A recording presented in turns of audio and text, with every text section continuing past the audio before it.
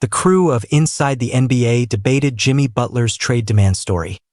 Despite being without Jimmy Butler, who is currently serving a 7-game suspension from the team for actions detrimental to the franchise following his trade request, the Miami Heat easily defeated the Golden State Warriors on Tuesday night in San Francisco.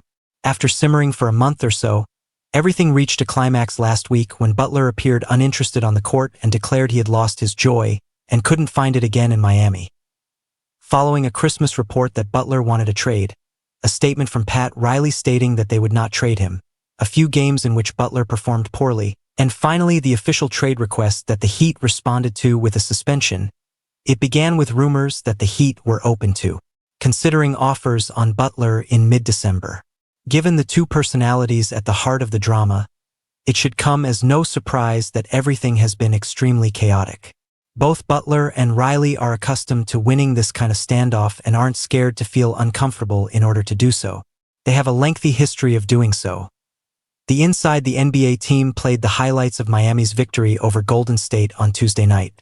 Chuck tried to make jokes about the Warriors and Heat, which finally led to a long conversation about the whole thing, starting at about 5:30 in the video above.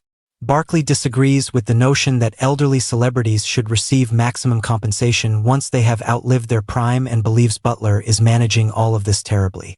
While Shaq was much more accepting of Butler's perspective, which is maybe not unexpected given that he had a similar standoff with Riley in Miami, Kenny somewhat agreed with Chuck and attempted to explain why he thought Butler was approaching this the wrong way.